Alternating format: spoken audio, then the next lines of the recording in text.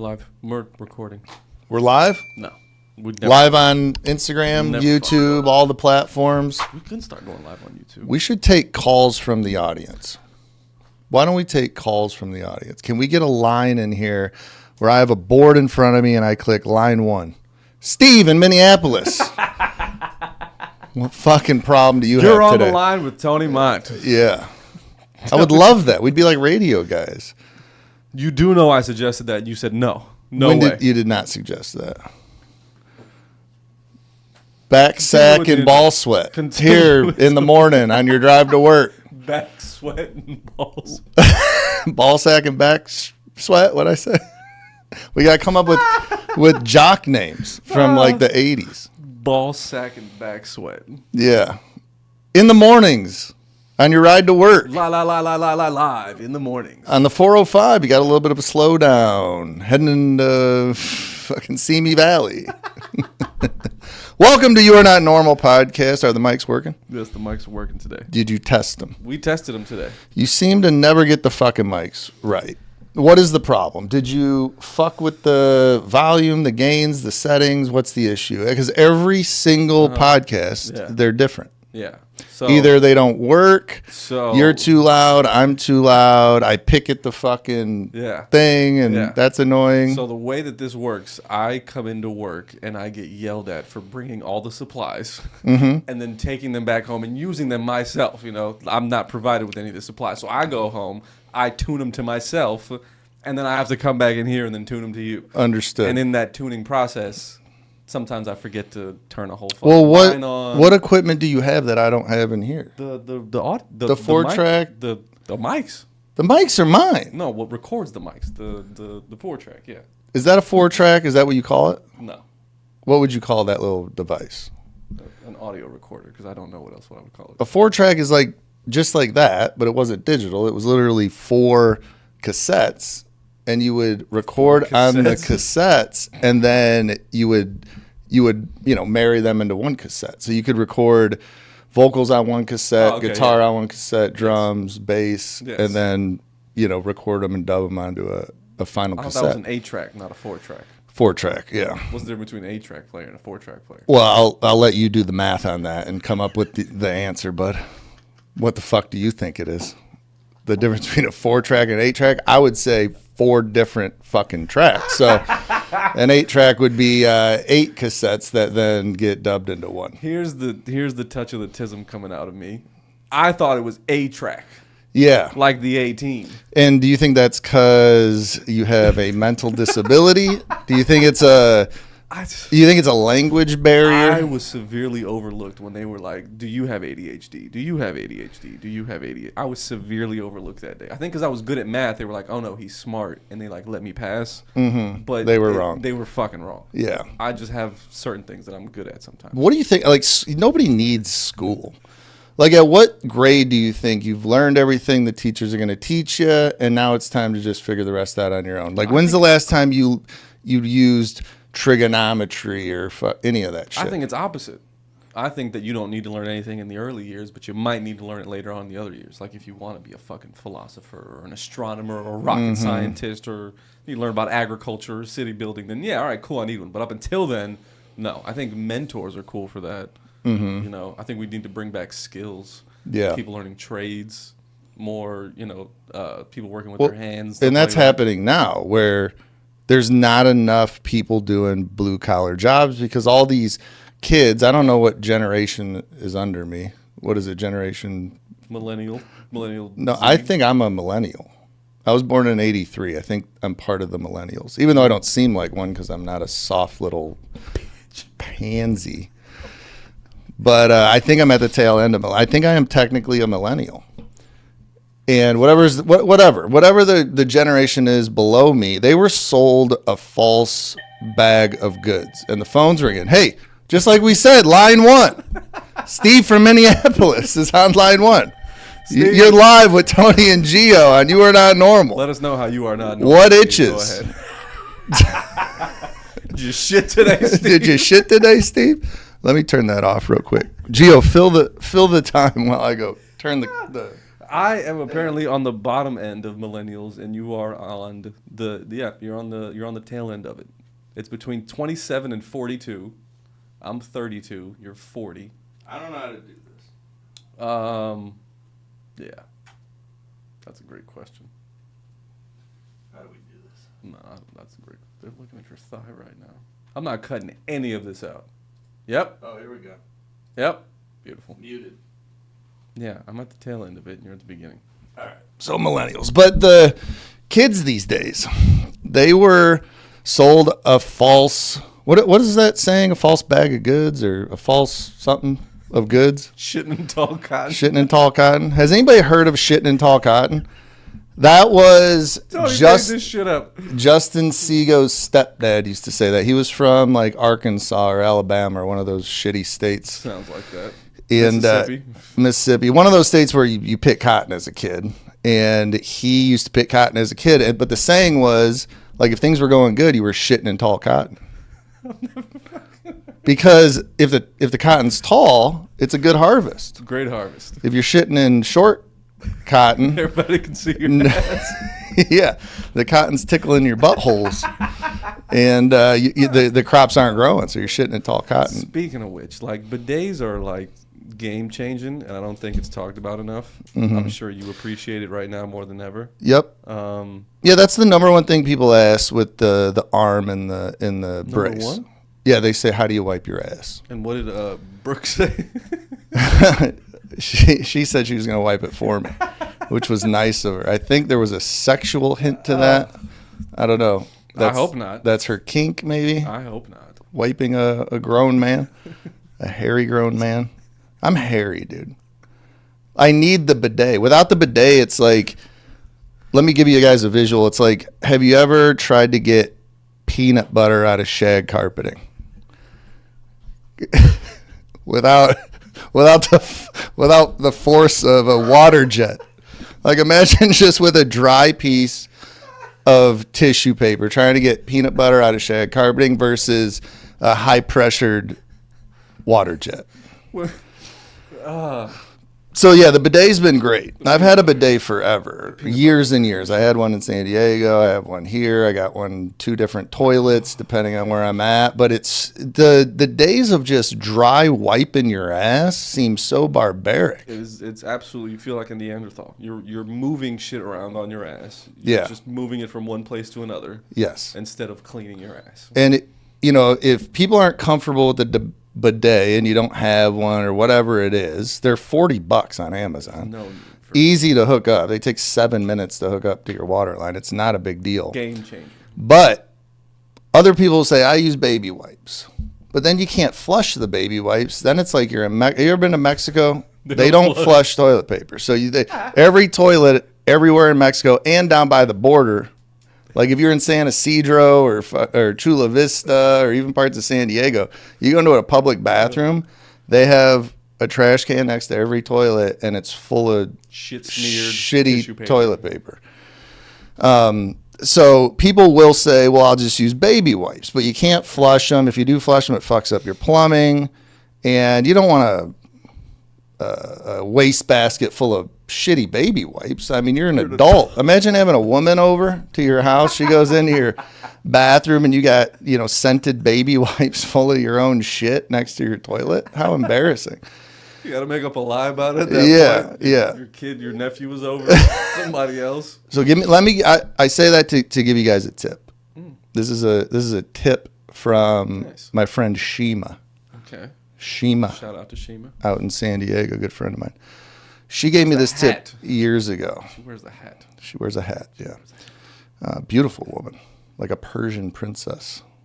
God, I love it. Anyway, she years ago told me, she was at the bike shop. She goes, you guys need a bottle of lotion in the bathroom. And I was like, I don't fucking use lotion. She's like, no, for cleaning yourself after you go to the bathroom. I was like, lotion? She's like, yeah, lotion. I was like, what about baby wipes? She's like, no. And then she gave all the reasons for the baby wipes are bad. And they're bad for the environment and all that. Mm-hmm.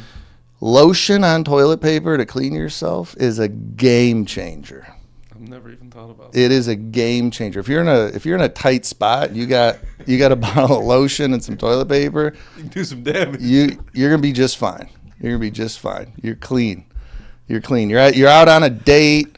You go eat Indian food. You get back to her place. Things start heating up. You go to the bathroom at her house. I'll be right back, baby. Yep. I just got to pee real quick, but you actually got to, turn the faucet on. Turn the faucet on, open a window. As long as she might not have a bidet. She might not have baby wipes. But she's damn sure going to have toilet paper and lotion somewhere. Go through her stuff, open all the drawers, find some lotion, and use lotion with toilet paper. It'll change your life. These are some nature survival tactics. I remember my high school basketball coach said, if you ever find yourself somewhere and you got to shit, use your sock to wipe your ass. And I was like, yeah, I'm going to keep that in the back of my pocket. Then turn it inside out, put it right back on. You never have to lose it. Leave the forest the way you got there. Leave it better than when you got there. Turn it inside out. Put it right back on. You'll be fine. No. Throw it in the dishwasher when you get home. How did we get on this topic anyway? The bidet. The arm, the bidet.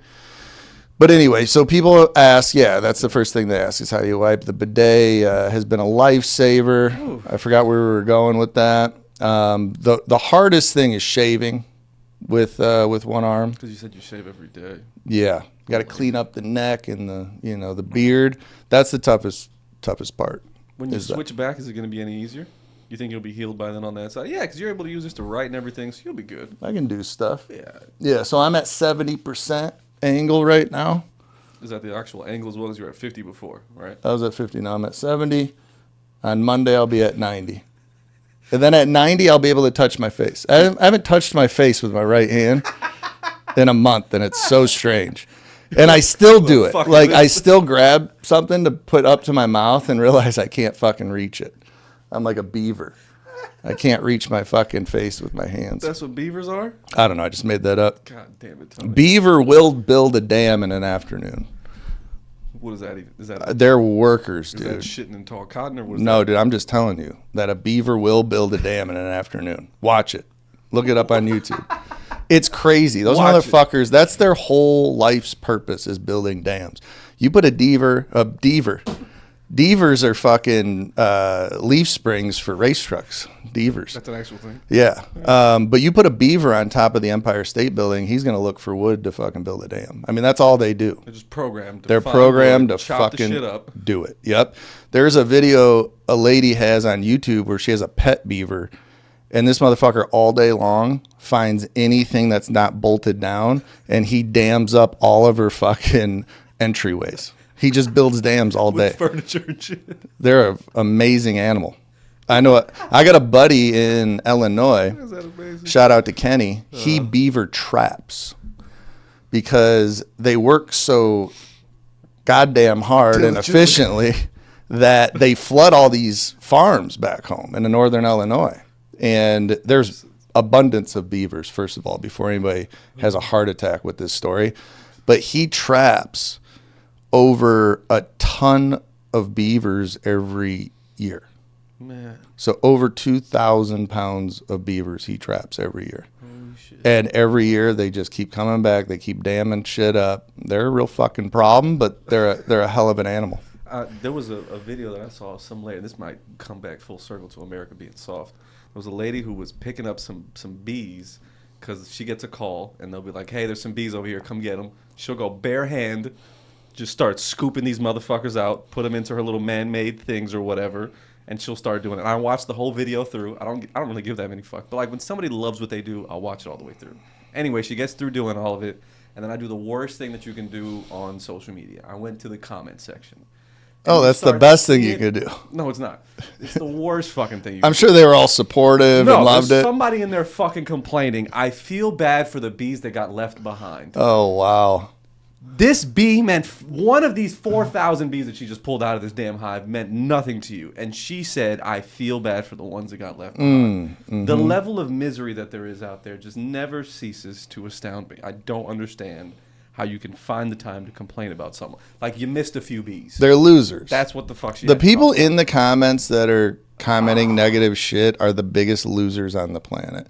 Like, you will never find a successful person going into other people's comments and commenting negativity. It is so toxic out there. But what we were saying, you just reminded me, was they were sold a false bag of goods. Is that the saying? We were trying to figure out the saying. That was one of the sayings. But like, they were told, and even my generation, they were told, go to college, get a degree to get a good job, right? And all my buddies went to college. A lot of them did, not all of them, obviously, but the ones that did, they came out. I mean, we're in our 40s now, and most of them are still paying off student debt. And I went and worked construction after high school. I was making money while they were spending money and creating all this debt for themselves. Then they get out and they're getting jobs making 40 grand a year. And it's like, you got 100 grand worth of student debt. How the hell are you ever going to pay that off? And they just don't. They pay the interest only for like the rest of their lives. People don't really pay off student debt. They just pay interest every month. It's crazy. So I think what's going to happen is colleges are going to be a thing of the past. I think in 10 years, people are going to realize I don't need college unless I want to be a astronaut or a fucking doctor or a nurse or a lawyer, like something very specific. But the days of going to college to get a fine arts degree or a marketing degree or business degree, if that's not specifically what you're doing, then it's a complete waste. And it's crazy to me because, you know, we have a mentorship, we sell courses, all that stuff, and people will complain about, you know, there's Instagram pages dedicated to talking shit about people that sell courses. And it's like, well, that course for $5 grand or $2 grand or $1,000 or that mentorship for 10 grand or 40 grand or 50 grand, that's actually going to make you money. Like, why are we not bitching about the colleges that have billions of dollars that steal all this money from people? They target these people. They give them credit cards on campus that they can't, you know, pay off. It's predatory, and nobody talks about that because it's like some big blind corporation that people don't see on Instagram.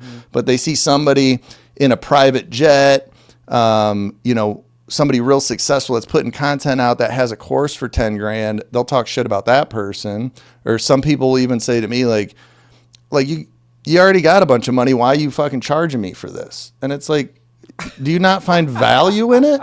You know? And it's like, what? But they're 100% okay with paying 100 grand to go to college when the colleges have billions of dollars. So it's a weird programming that we've done in this society where we don't look at colleges as, you know, a waste of time or predatory yet, but it's coming. I think they looked at it as just like a money-making opportunity at the time when people were saying how big this is and people need to be educated. They were like, man, this is a business model. And it took I think it took a long time for people to realize that college is a business model. I went to college and I could take out a loan for $5 grand in 5 clicks if I wanted to. Yeah. It was available to me like that. There was nothing else that I needed to do. I didn't really have to go through any kind of course, right? Like, I could take out a $2,500 loan at the beginning of my semester just because I needed it. And I did that multiple times in order to fix my car, in order to be able to pay rent out there, like in order to buy books that I never fucking even wanted to buy. Where is your car? That's a great question. No, she Pikachu, she's in the See, this is the number one thing I hate about you. No. Yes. List the 5 things you hate about me right now. You're going to tell me this is at the top of it? It's I shouldn't say. I'm just saying hate for comedic effect. I don't hate anything about you. No, the number one thing that annoys the shit out of me. Yep. Every time you say it is Pikachu. You named your... First of all, naming your car. It ain't a fucking sailboat. You never named any of your cars. No, that's... I was going to say a derogatory. I don't know if we're going to get demonetized. When do we start making money on this goddamn podcast?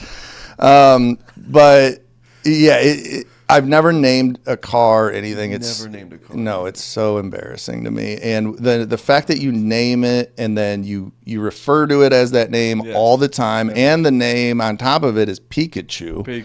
Is whenever you say it, I get anger builds inside me. Truly, like I get angry. Like I'll stay up at night thinking about it. If I had a pencil in my hand, I'd fucking break it with my thumb. Every time you said Pikachu, it fucking drives me completely insane. Why'd you ask me about it Just to drive yourself insane.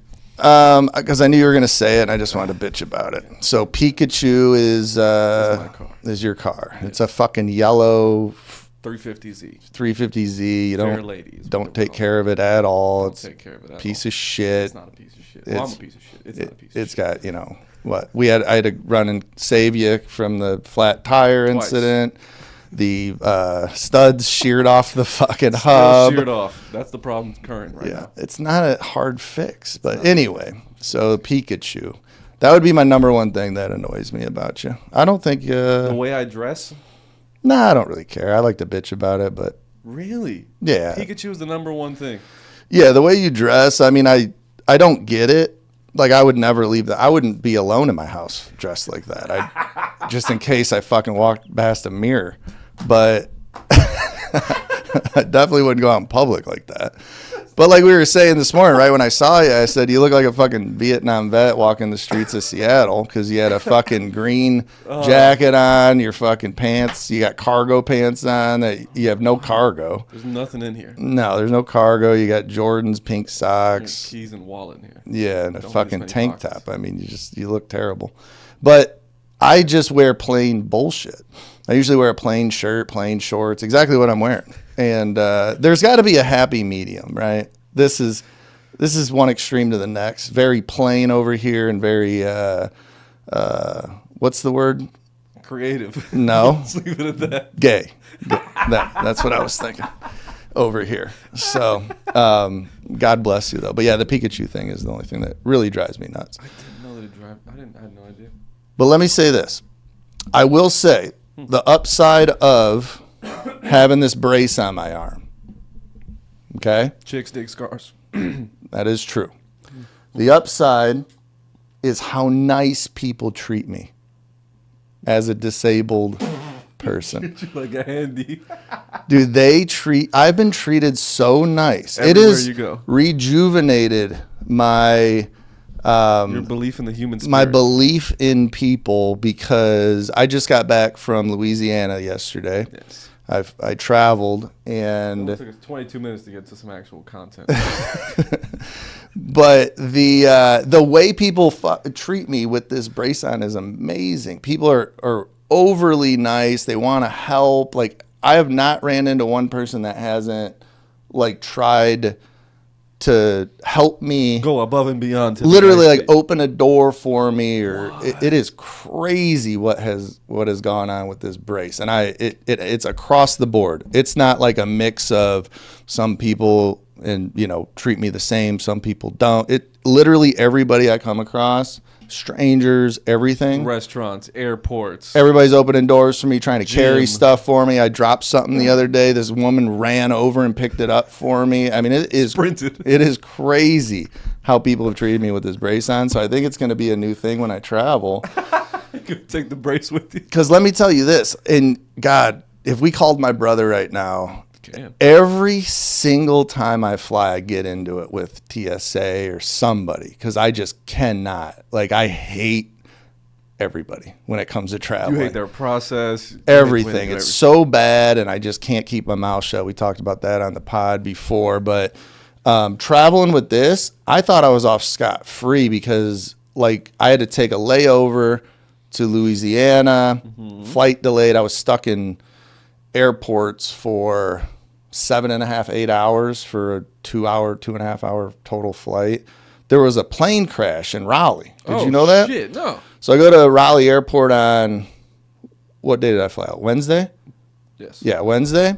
And there was a small plane crash. UNC plane, some doctor that was giving a speech in Wilmington was flying back, and him and the pilot crashed this little single engine plane.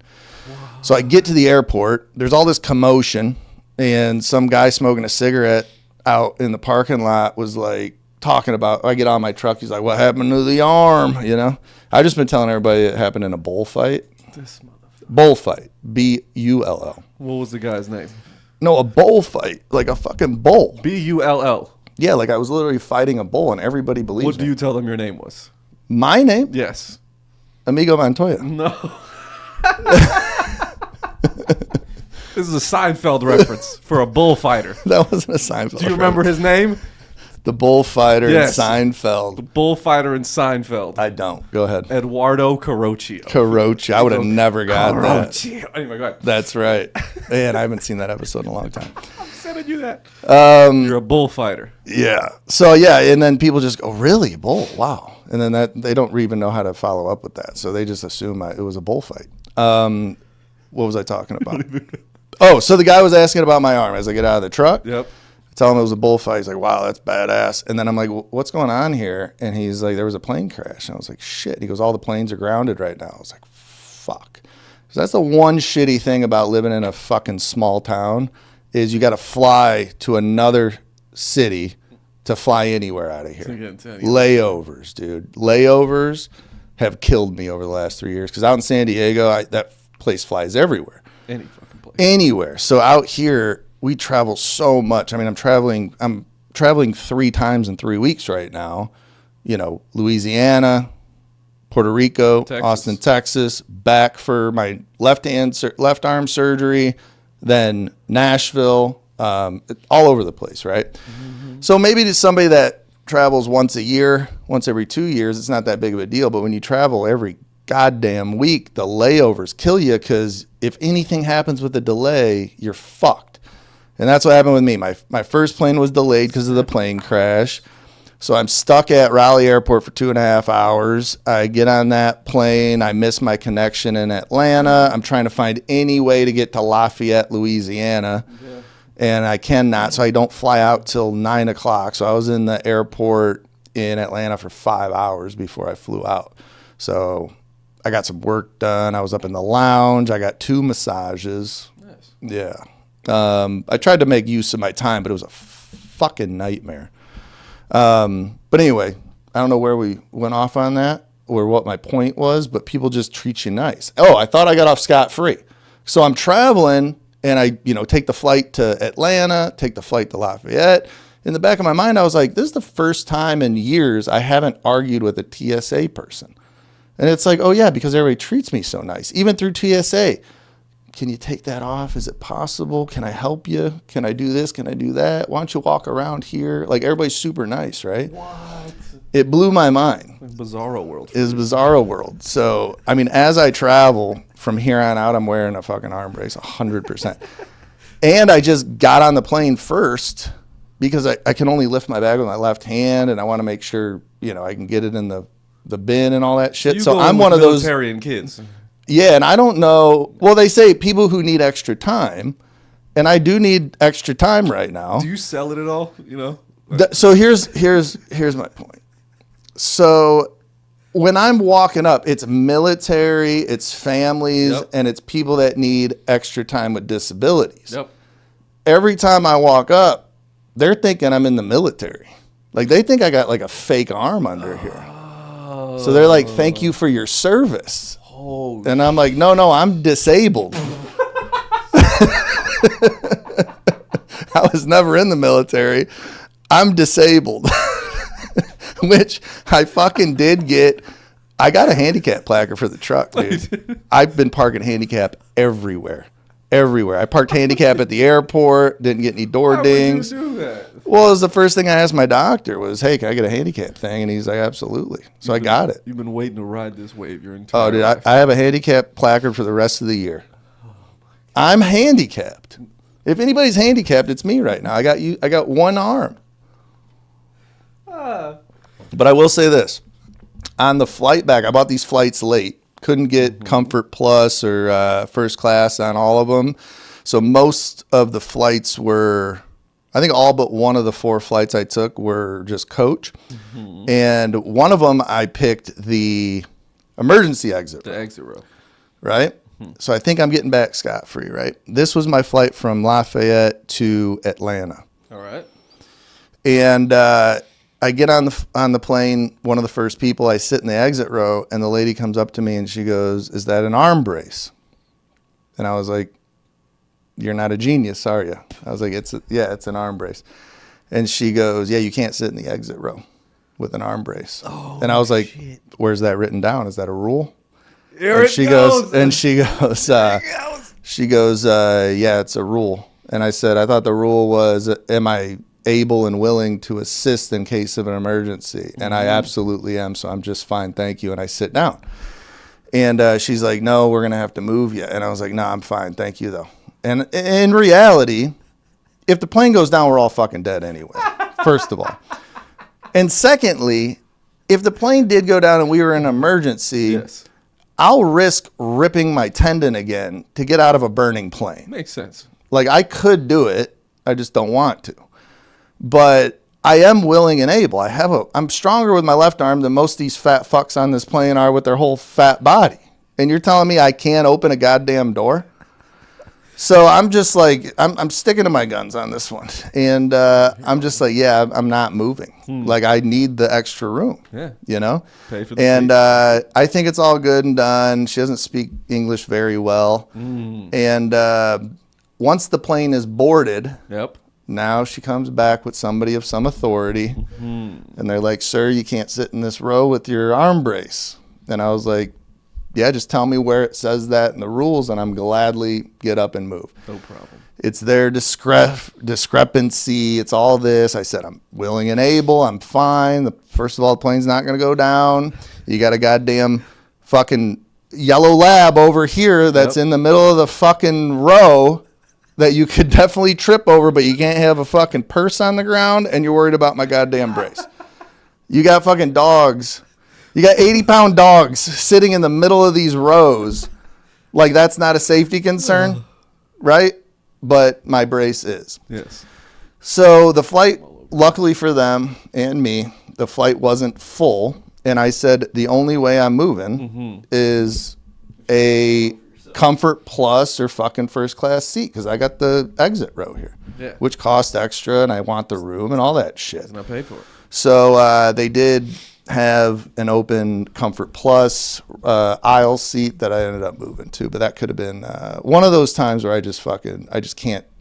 I'm a logical person, and I can't with these fucking people. And if it doesn't make sense. There was a flight I took where I was flying back to San Diego from Fort Lauderdale, JetBlue.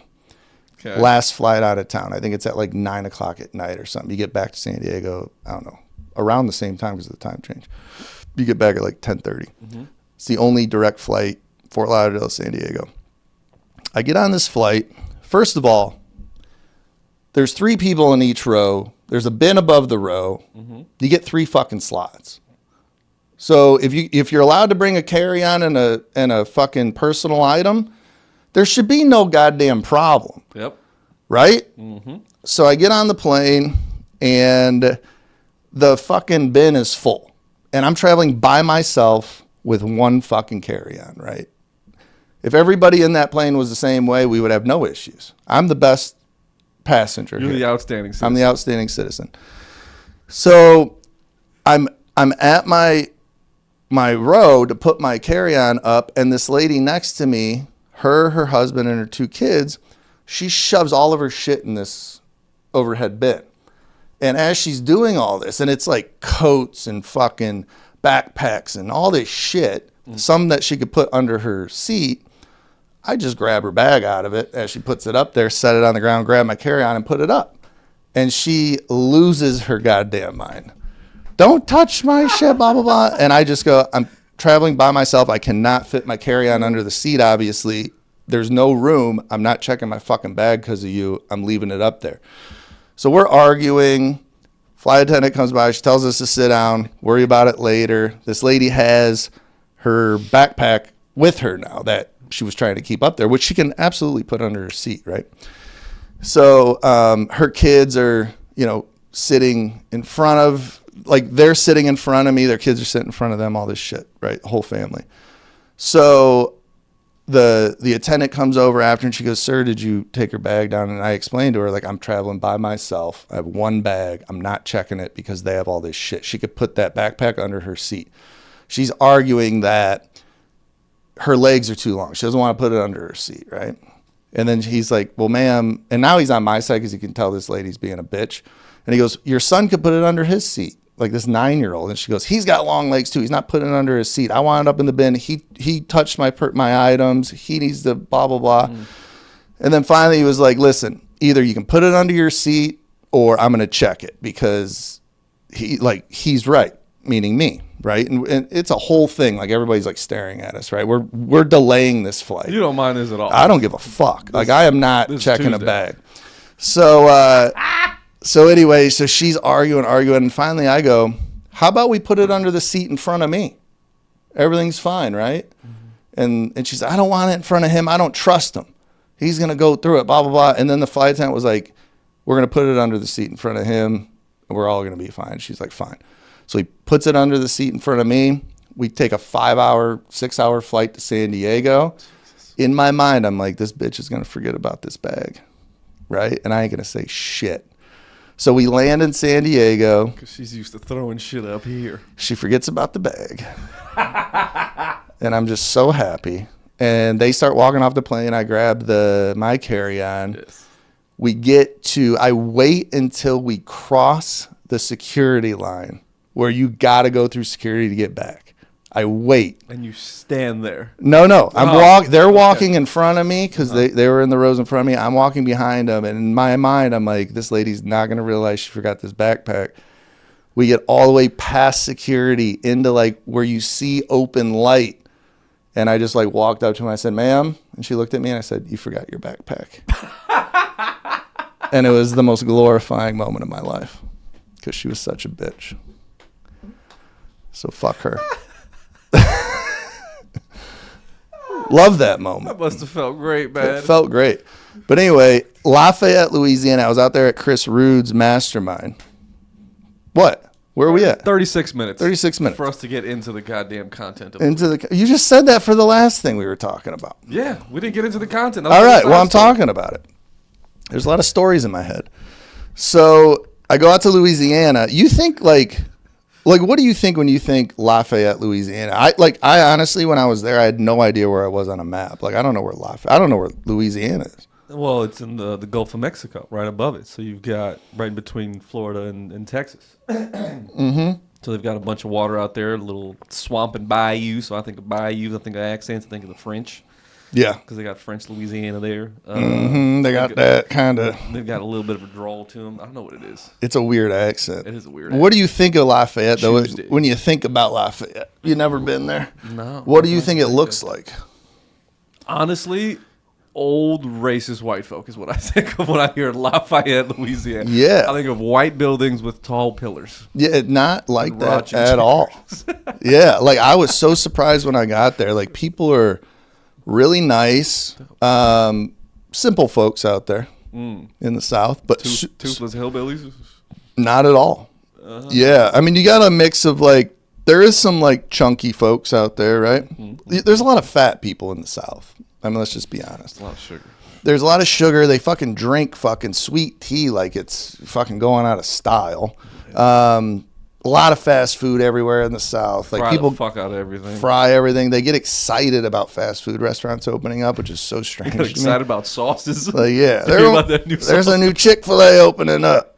It's like, who gives a fuck? You hear about that new catfish sauce? Yeah, so a lot of good eating, and I ate fucking good down there, to be honest. But a lot of big people, but nice people. I didn't catch I mean, I'm sure there's racists there, but I didn't feel like that was a theme or anything. Nice. I saw maybe one Confederate flag. Okay. But you see more in North Carolina. You see more in Florida. In Florida, yeah. So people are super nice. But, dude, Lafayette is like a nice I guess it's a city. There's like 250,000 people there, whatever you want to call that, town, city, whatever. But, dude, it is nice. Like, there's a whole area that's like all brand new. I mean, new restaurants and malls and fucking everything you would ever want. It's busy. It's lively. There's energy there. There's energy there. There's really nice restaurants. There's really nice neighborhoods. Like I was so surprised about Lafayette, Louisiana. It's a really nice place. And you know, for anybody on like dating apps in the South, like when I was on dating apps in San Diego, very rare do you come across somebody that's not beautiful and fit. Okay. Like everybody, it's like that's the standard. You're looking at like a Maxim magazine. Nice. Like everybody's like a model out there. When you're in the South, like if you get on Bumble in fucking Raleigh, you had no idea what the world is like out there. Like it is maybe 1 out of 10 that's like fit and attractive. Yep. It's strange. Yep. Another thing that drives me fucking insane, because things that drive me insane aren't logical, and it's 100%, right? Like something happens 100% of the time that's not logical, and it gets me so frustrated. Mm-hmm. One thing on dating apps I've noticed, I've been single for fucking over a decade. When they kind of like a woman will warm you up in the photos. Okay. Like strategically. So it'll be like a group photo of like 4 of them. Yes. And then the next photo is like 3 or 2 of them. Yep. Then the next photo is like her and her dog. Her and her dog. There was a big thing with women with llamas in fucking San Diego for a while. I would screenshot every woman that stood next to a llama or a French bulldog. I had hundreds of these screenshots I would send to everybody. It's like the same theme, right? But what I want to bitch about is the group photos. If there's 4 of them, or even 2 of them, let's just say any more than one person in a woman's photo on dating apps. Yes. They are never the hot one. Nope. Why is that? You know why. Why on earth? No, I don't. Yes, you do. No. Because here's my logic is, like, if I was on a dating app and I wanted to put a group photo out there, I would do a picture of me and you. Mm-hmm. Because then they'd be like, I hope it's the good looking guy. And then the next photo would just be me and they'd be happy and they'd swipe right. But the women do the opposite. And they say, I'm around all these pretty girls, I'm going to use this photo. But really, like, the next photo is always not the hot one. Always 100%. It never fails, ever. And I don't fucking get it. If you are pretty, you take standalone pictures. If you have a group photo, you do not. That was my first rule. As soon as I saw a group photo, I would swipe on those things. Yeah. Because I'd be like, we're going to get made fun of. Because now we're the ugly couple. I don't want to be the fucking ugly couple put with you together. Right. That would happen automatically by default. So you're saying pretty women don't take... Have you ever seen it? No. No. If you go to the profile for a pretty woman on any dating app, it'll be 6 selfies of her. Yeah.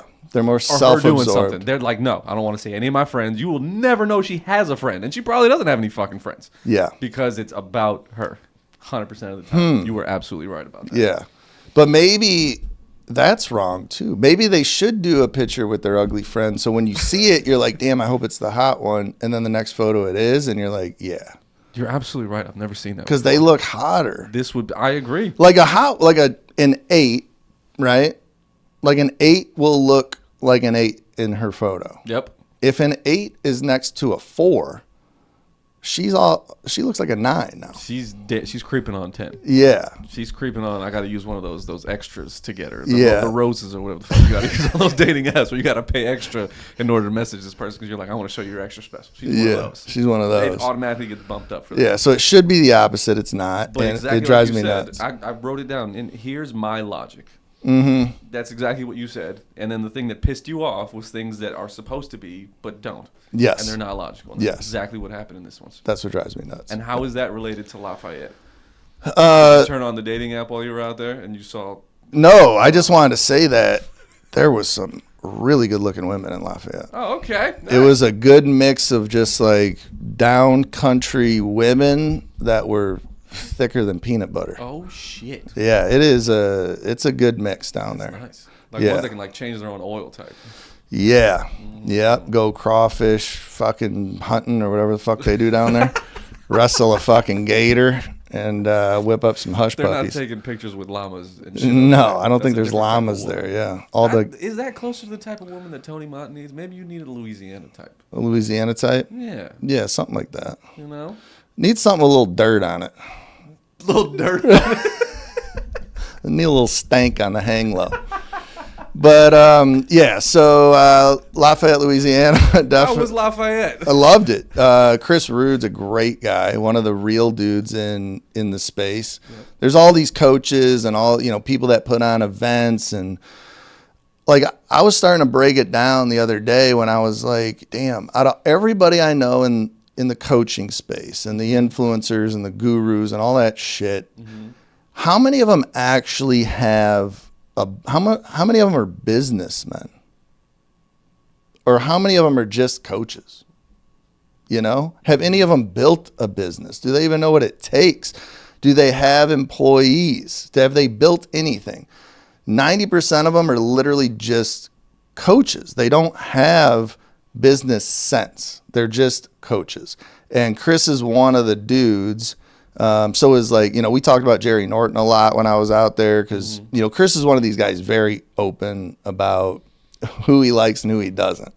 And he'll even put that shit on social media. He has a viral video where he talks about the kings are naked. Oh, yeah.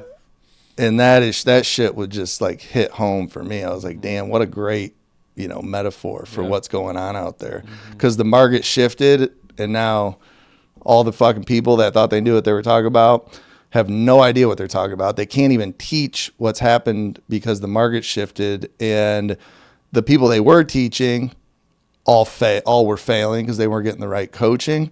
And but he's one of the guys that, you know, really does it. We drove around one day and he was showing me all of his developments and his investments and deals he's doing. He owns, you know, hundreds of mobile homes. He owns mobile home parks and just like, you know, he's not a wholesaler at all. He what he teaches is basically everything but wholesaling. When it's like acquiring and flipping and structuring, you know, deals and mobile home parks and all that. And a lot of his students that I met were having a lot of success because he teaches real shit.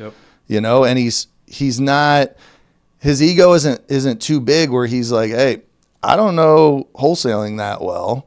He does everything off market. He does marketing. He acquires his deals off market, but the actual wholesaling he doesn't do a lot of. Like he'll wholesale here and there if he doesn't want a deal, but he really gets the marketing dialed in for his personal projects and his flips and all that kind of stuff. So like dispositions for sure, he's, you know, he needs somebody to teach his community. So he had me come in. There were supposed to be 2 speakers at the mastermind. One of them fell out. So instead of talking for a couple hours, I ended up talking for 4 hours for this group, just on a dry erase board, you know, no computer, no nothing. I obviously, you know me by now, Gio, I don't prepare 1 second for anything. I just go off the top of the head. So I didn't prepare at all until I was walking up to start writing on this dry erase board. And I'm so comfortable now and confident that you give me a time frame, I'll fill it, you know, because I just do this so much. I mean, the week before, I think I spoke for 8 hours on Zoom calls in 2 or 3 days, all the different communities, all about different topics. But, you know, we talk about getting the reps in. And if you're doing that in the coaching space, which I've been doing a lot of lately, you just get better at it and you get more confident and you know exactly how to structure what you're teaching and the stuff to go over, the content. And it's just like on the phones with sales. It's like, you know, the team will hear Eric or myself on a call or breaking down their call on a recording, and they're like, holy shit, that was perfect. Like, can you say that again? I'm like, I don't even know what I said because I just made it up. Because it's just the reps you get. Yeah. And it's like you don't have a lot of this stuff written down. We were just talking about it earlier on a script. Like a script is really just a structure and a process of a conversation. And you can read, if you had 100 leads, you could read that script like a robot and get 2.5 deals out of 100 leads, right? Let's call it 2 deals out of 100 leads you can get. When you get the reps in and you hear the objections and you start building that rapport and know how to speak over the phone and have a real conversation and build that rapport, now you can get 5 deals out of those same 100 leads. So you can get deals off of a script, 100%. We see it all the time, especially when we hire new people. They read the script verbatim. But you're going to get a lot more the better you get, you know, as a closer. And I think people make that mistake, especially with social media, where they see somebody out there that got really good at their craft. But everybody who got really good at their craft in sales started with a script or a process, a sales process. And then they just put in 100,000 calls, reps, and reps, and now they've morphed into this closer with this specific style. Mm-hmm. Now you look at every sales coach and every influencer out there that's in sales, everybody's style is different. Mm-hmm. And you don't have to mimic somebody's style. You just got to mimic their process. Yep. And then you become your own style of closer, as you get the reps in. Yeah, and it's a lot based off just the way you already interact with people on a daily basis. Like Jerry Norton, for example, his personality shines through in the way he closes. Like, he'll have that goofy side to him. He'll have his sarcasm, and if you meet him in real life, he has that exact same thing to him. RJ Bates is someone who's a lot more direct, and he does that. And if you meet him in real life, he's like that as well. Mm-hmm. Eric's going to have the entire sizzle brought to it, and if you meet him in real life, he's exactly like that. Tony wants to, break down the education side of it and make you be knowledgeable on what's going on. In real life, he's like that. So I think that I almost want you to touch on that a little bit more, just because people don't get how you're not just going to be handed these words on a paragraph and you're going to close a deal, and that's not the goal for it either. Like, that's not the purpose for it either.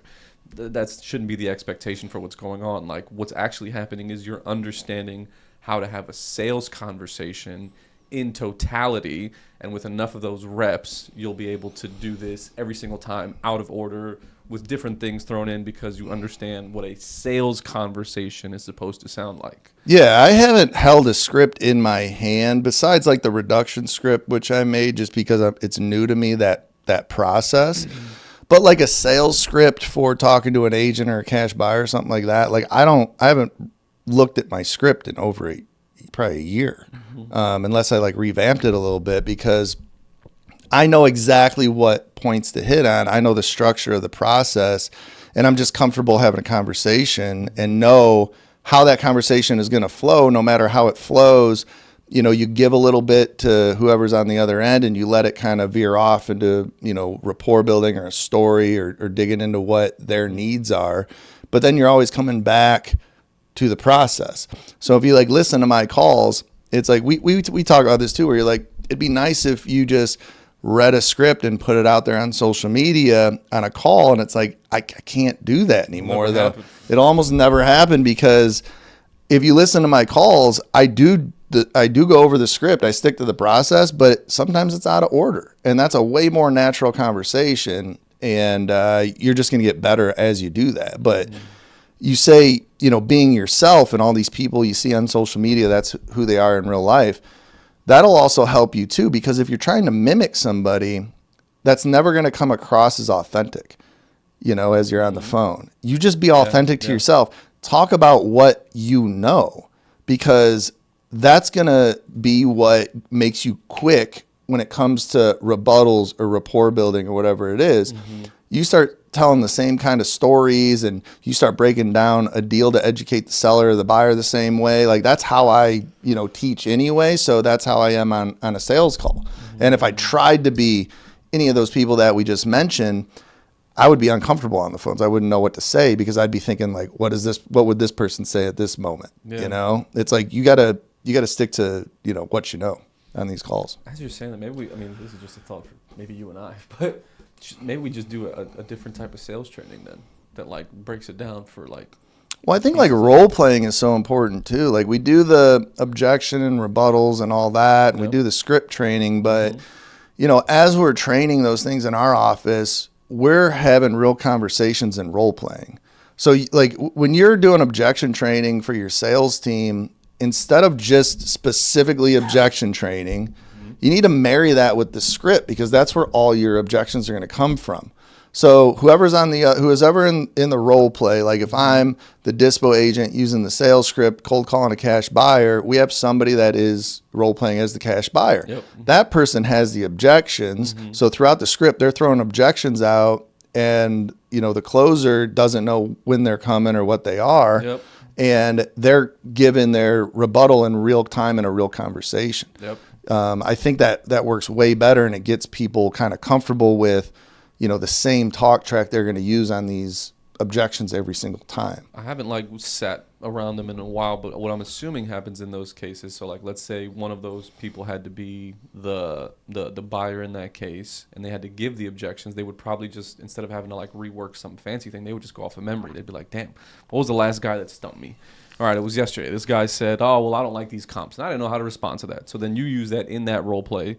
And then you get to see how somebody else would use it, or you get to hear it out loud. Maybe it sounds different to you. Maybe it's easier now. Maybe that person attacks it differently. And then when you're in a group of 3, 4, 5, and then Tony's listening to it too, Tony's got a different viewpoint on it. So I agree. Well, what you should be doing is during your recording training, when you're pulling recordings and somebody does get stuck on an objection, that's another objection that goes into the pile of objections that you need to work on. Mm-hmm. And it's your responsibility as a closer to, when an objection hits on the phone and you have trouble with it, or it's something you've never heard before, you jot it down so you can train on it. Here's the thing that, I mean, you've seen this more and you've been to other offices.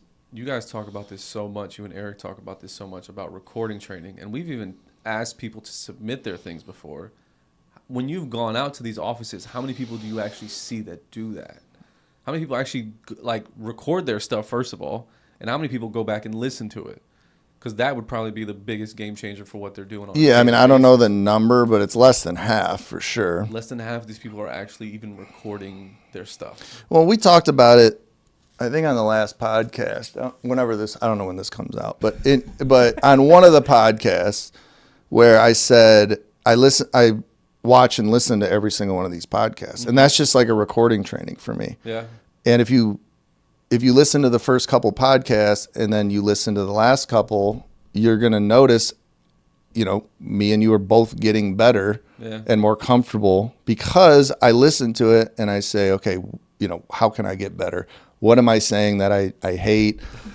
There's some things that I can't change, my accent, my face, but there is some things I try to cut out, because I'm like, oh man, I say that too much, and you're only going to get better with recording training. Cause if it's uncomfortable, super uncomfortable, especially in front of other people. Mm-hmm. When I watch these podcasts, I usually watch them or listen to them by myself. Mm-hmm. That's uncomfortable. If I was ever to listen to it with somebody, I would cringe. It's such a weird thing to listen to yourself speak. Because my voice right now in my head sounds normal. You're a Greek god right now. But when I hear it, I'm like, God, that's how I sound. It's nasally. I sound like an asshole. Sound like I just ran into you. Yeah. Just committed a CAG. Mm-hmm. But there are certain things I say where I'm like, damn, that Chicago accent's still strong within me. It's better to have it, man. People who don't have any kind of accent to them or nothing, like, it's just so fucking boring to listen to or talk. Mm-hmm. One of my friends, he's been dating this girl for like 6 years on and off. They're not really together or anything. And he just can't put up with the way that she speaks. And like, he's vocalized before, and like, I can't imagine being around somebody so much, so often, maybe just for, getting your little jiggy on or whatever, but to not be able to stand the way that they fucking talk every single day. It's annoying. It irks the hell out of me. Yeah, it does. Hopefully that's not me to the audience. No. Could you imagine? No, they love you. Yeah, I think they love me. Yeah. I love them. But anyway, Louisiana was great. Got back. Another delay yesterday, of course. Mm-hmm. Weather, whatever the fuck it is. So I got back late. The big thing about Louisiana, though, about you figuring out the thing that you've been teaching out now, Yeah, so the last couple of times I've taught, and I've taught at 2 different groups now, is really we talk about the disposition process, and there's a sales process on acquisition side, but I think there's a big missing piece where we don't talk about the wholesaling process and break it down in the way I've been breaking it down with who is the avatar of, or what is your buyer's avatar that's going to buy these deals, right? And there's all these different exit strategies and dispositions. And that's truly what dispositions is. It's an exit strategy. Yep. So most people look at that exit strategy as, are we going to wholesale this deal? Mm-hmm. Are we going to novate it? Are we going to hotel? Are we going to take it down? Are we going to fix and flip it? Or are we going to buy and hold it? Yep. Well, all those different ways you would take down the deal is the same way you're going to wholesale this to a buyer that's going to take down the deal. They're going to do it in all those different ways too. They're going to hotel it. They're going to fix and flip it. They're going to use it as a rental, all those different things. Yep. So we look at the deals as 6 different ways to lock them up because there's 6 different buyers that are going to buy them. Yep. And that's going to be your fix and flip investors. That's going to be your buy and hold guys that, buy off the 1% rule as rentals. That's going to be your BRRRR method guys, that buy, go ahead. Buy, rehab, rent, refinance, repeat. Yeah, you got it. Your BRRRR method guys that are doing that, which is, buy and hold, basically pulling their cash back out. You're going to lock up deals simply because we use the flat fee MLS as the cheapest thing in the area. Is it on a hot market where there's, half the properties are going pending fast and you can be, 10 to 20% cheaper on the MLS than the next cheapest house in the same condition? Yep. You're going to find a buyer for that deal. And if you start asking the questions and you start putting your properties on the flat fee MLS and people are, trying to buy conventional, ask if they can buy cash. A lot of people have cash. They have IRAs. They have retirement funds that they can borrow from, refinance maybe if they want to get a good deal on the property. So cheapest thing in the area, we'll lock up a deal for that, knowing that we'll have those buyers because of the MLS. And then our last thing we kind of look at on a true wholesale deal is, are there cash buyers in the area that are buying around that, or ARV, but not really ARV, but just current market value, right? Like, is there a bunch of cash buyers in this neighborhood that have bought in the last year a similar property for like what it's truly worth at a discount, And there's some areas like that. We see it with mobile homes a lot, where you start running mobile home comps and half of them were bought cash to end buyers. A lot of end buyers buy mobile homes cash instead of get financed. It's a tougher product to get financing for, and mobile homes are cheap. And a lot of people downsize. We had a seller here in our office who owned this house for 30 something years. She sold it and grabbed the cash and went and bought a mobile home cash. Yep. And lives in a new mobile home. Live out her golden days. That poor lady. God, she was just abused by every telemarketer. She bought everything. Bought everything. Anybody that called her, she bought it. And it put her in a tough spot. But, we were able to get her out of that.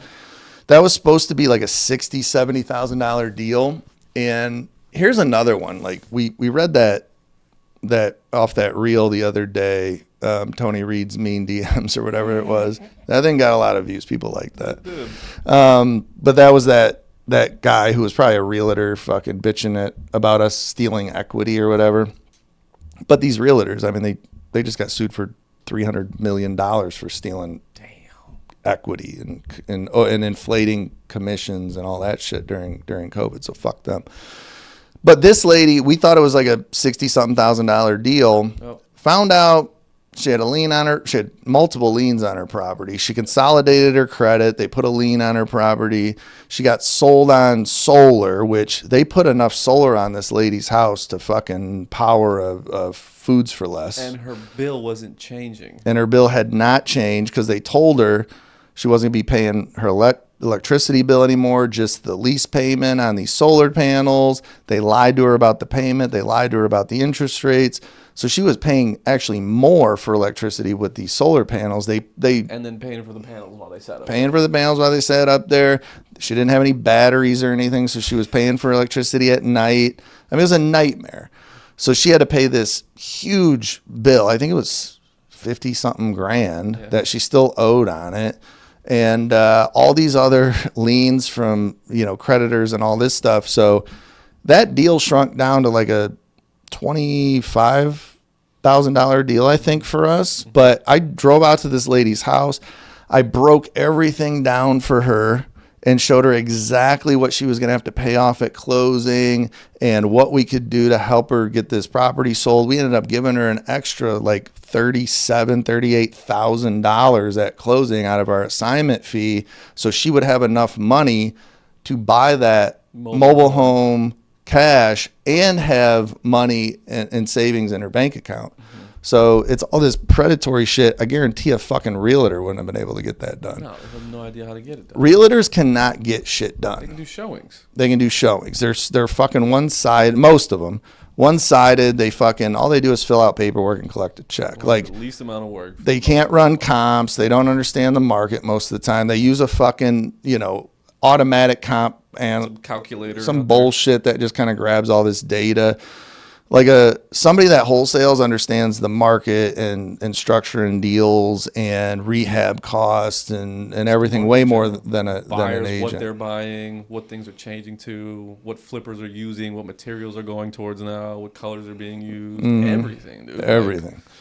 Especially running comps. Realtors can't run comps to save their fucking life. No. But so those are like the 5 ways we wholesale, right? And then there's also novations, which do the numbers not work for any of those scenarios? Like, you got to look at your deals and your leads through the eyes of the buyer, and all those we just talked about are the buyers that are going to buy this deal. So you got to look at that when you're locking a deal up. Can you not get the seller low enough for a fix and flip formula? Can you not get them low enough for a buy and hold? Can you not get them low enough for cheapest in the area? Can you not get them low enough for other cash buys? Can you not get them low enough for innovations? Like, you got to hit all these different scenarios to then say, okay, I just can't make this deal work, right? Mm-hmm. And people give up on leads and deals all the time when it could probably work when they have their dispositions locked down, where they have all these strategies and all these buyers, and they know who's going to buy this deal and how to dispo it, how to exit this deal. So I'm going to start, diving into that type of training where it's like, here's the wholesale process. Not only dispo needs to understand this, acquisitions needs to understand this. Your underwriters need to understand this, because you guys are missing out on deals because you're not looking at the deal through the eyes of the buyer. And that was the biggest lesson learned from the past one, and then from going out to Chris Root's. Yeah, literally in the last 2 weeks, it just kind of dawned on me, and we started breaking it down today. We're going to start filming videos for it, to get it out to the community with the dispo course. But it's so important, and if we didn't know that in our office, we would miss out on deals. And I think it's required of me to tell the people that, follow me and buy my courses and stuff like that. We teach them everything we know.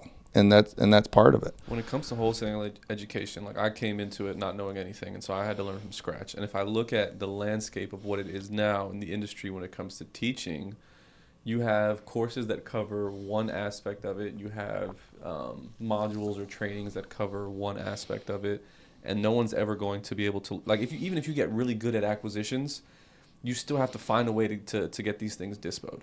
And it's such a big machine, and you being in this for 3 years now, being able to see the acquisition side, being able to understand what translates over to dispo and really connect all these things together, I think is the best service, because everything up until now kind of seems like a one-off thing.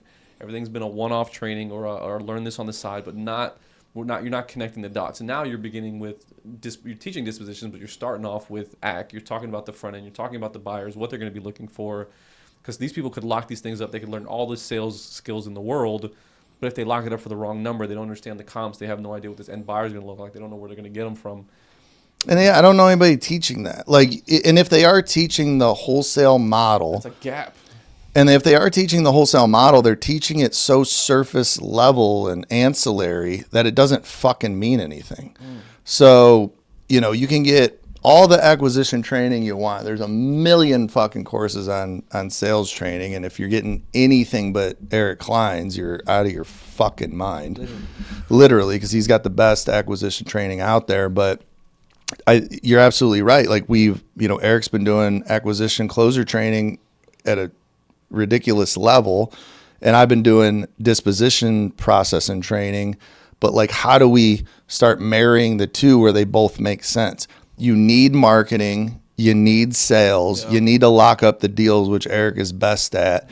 But everything after that, how does all of this marry together? You need a disposition process, obviously, but everybody needs to learn this in between part. Dispo, acquisitions, underwriters, owners, everything, to where process. it literally makes sense as an entire wholesaling process. So I think that's going to be beneficial for everybody that that follows me. And there'll be some aha moments. They'll be like, cool, I get it now. We're getting this property for this reason, for this end buyer. Makes sense. Now I know what I have to do. Follow these steps for it now. Because before it kind of was like, here are the steps, and it's like, oh well, I don't know where these end buyers are coming from. I don't know how this is making sense with this formula.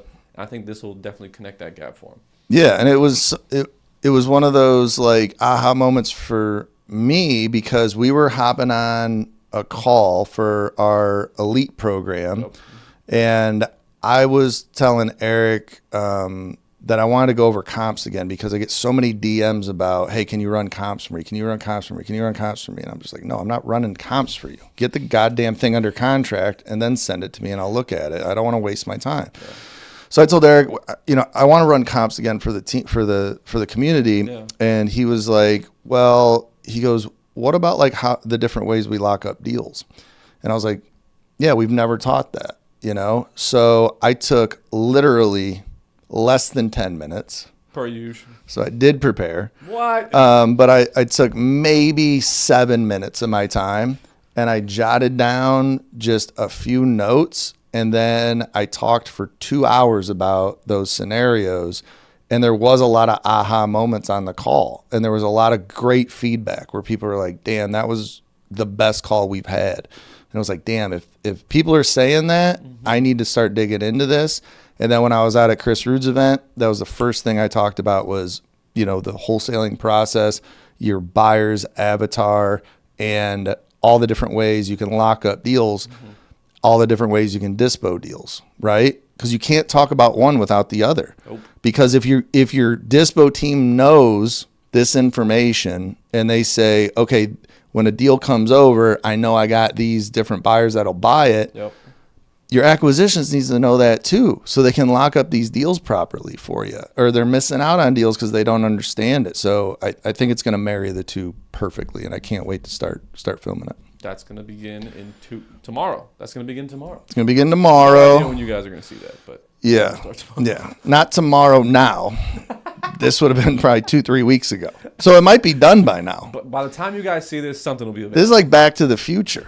We can talk about this like it's fucking 3 weeks ago. Yeah. The world could have ended by the time this is out. Yeah. What's going to happen between now and the time this hits YouTube and Spotify? Fuck.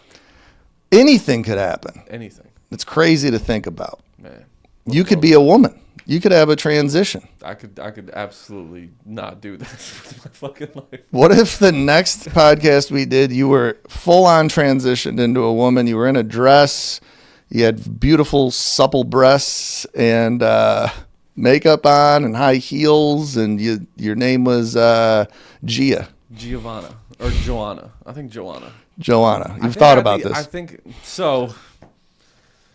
Oh, boy. I think I would be a pretty woman. Oh, 100%. That's why I say it. You're not supposed to agree with me. I can say that. You're not supposed to agree with me. Well, you would be a pretty woman. I think I'd be a pretty woman. I used to work at UPS nights when I was like 18, right? I worked at UPS in Rockford. Tell me, and they were at the airport. It was UPS at the airport. Like they would load. UPS airport, Rockford nights. Tony's 20 years old. Like 18. 18-year-old Tony. Yep. I was like off tattoos, cocaine, and 18 chain smoking camels. I worked midnight to 5 or 6 in the morning, I think. Okay. And it was just a winter job. It was a seasonal job. They hire a bunch of people during the holiday rush. Makes sense. So many more packages. They fill the fucking planes up. Yep. Planes take off. We didn't work with the trucks. We worked with the planes. Well, during the orientation, okay, they said, you can either work inside in the heat. Yep. And fill up these plane bellies like on a conveyor belt. Yep. You can drive a little fucking, one of those little trucks around. Like there's all these different things. And then they're like, or you could work outside in the cherry picker and de-ice planes. And they're like, that's the job nobody wants. And I was like, I'll fucking do it. Like I was the first one to raise my hand. Because I just was like, I kind of want to be outside, I kind of want to be out doing shit and working with my hands and staying busy. So what were you like? What are you doing? Were you holding the yellow sticks or the orange sticks? So I was teamed up with a guy, and we would play poker. We would gamble all night in the fucking truck. We played poker. What was your job description? Oh, God damn it! I was a de-icer. So you're you're in a truck. Yeah, you're not using a fucking scraper. That's what I imagine. So you're in a truck, and it's got a 50-foot cherry picker on it, a bucket with a boom on it, right? So they train us on the truck, and then if it was cold, snowing, icy, whatever, you have to de-ice planes with basically glycol, antifreeze, out of a fucking fire hose at the top of this 50-foot bucket. So there was times like it would be fucking negative fucking 10 degrees outside, wind, fucking snow, everything. And I'm up in this 50 foot in the air in this fucking bucket spraying planes right before they take off. Yeah. And you're fucking dousing these planes with antifreeze, which I'm sure, I wasn't wearing a mask or anything. I'm sure it's not healthy for you. Yeah. But I had a cigarette one side of my mouth and fucking, but I was de-icing these planes. But I tell that story because there was a man or something. A person. There was a person at UPS that had worked there for years. They were on one of the conveyor belts. And I always felt bad for this guy because he dressed like a woman, but he had a face like fucking Nick Nolte. So, point being, if me and you tried to both transition right now, yes, you would make a way better woman than me. All this. 100%. I don't think you could turn me into a woman. I couldn't pass as a woman. No. I feel like in 1 hour, muscle mommy. I feel like in 1 hour, somebody could get you all dialed up and 100%. You would look like a woman. 100%. Like you could pass for one if you I'd be in Miami on a fucking yacht. He'd be in fucking Jay-Z videos. But I think it would take, hundreds of thousands of dollars, months of worth of work for me to, maybe pass, by 1 out of 10 people. The back hair off of you would take a while. The back hair, the face, the forehead, the voice. The voice would never change. No, it'll never change. And Antoinette, nice to meet you. Yeah, the accent and the voice. God, it would be awful. So for that reason alone, I'm not going to transition, even though I want to. You said... This was because you said we don't know what's going to happen by the time this episode comes out. You might be a girl. Yeah. Let's talk about this glycol. Glycol. That's what's in antifreeze. That's a toxic chemical in antifreeze. Let's take them out. And if you dip bologna in glycol and put it out in your yard, bologna, glycol, okay. Groundhogs, rodents, coyotes are all going to eat it, and then it eats their insides up and they die. It's a sweet smelling chemical, and it's attractive to animals. So yeah, if you want to kill coyotes and groundhogs and squirrels and rabbits and fucking mice, you guys tuned in for an hour and 17 minutes. Dip some bread and bologna in fucking antifreeze and put it out back with a little free sign on it. Make a what was it called? Glycol. Make a glycol sandwich. Glycol for these critters out here. Yeah. Yep. Anyway, so we'll leave it at that. We had a lot of good points in here. We talked about lotion on the ass, if that's your last resort. I forgot about that. There's some good pointers in here. Lotion on the ass. We talked about the bidets. We talked about the wholesaling process, which, like we said, last case scenario on the wholesale process is look at other cash buys. Maybe cash buyers are buying at market value. Mm-hmm. That's the lotion on your ass to the bidet. If the bidet is your fix and flip buyer, that's the best. That's the best formula, the most money you're going to make. Once you get down the line, the baby wipes are the buy and hold guy. That's what you want to deal with. And the lotion on the toilet paper is the last resort. That's our cash buyer. Damn it, I want to end this. If your fix and flip is your bidet, what's your home run novations? Home run novations. You don't have an asshole at all. You got one of those colostomy bags, so your asshole never gets dirty. All right? Got it? We'll leave it at that. All right, everybody, thanks for tuning in to You Are Not Normal. Obviously, we are not. For Giovanni Molina and Anthony Montalbano, Tony Mont. We'll see you at the top. See you guys at the top. What's up, guys? Thanks for watching my video. If you'd like to watch more videos, my playlist is right here. And if you'd like to subscribe, click down here. I'll see you guys at the top.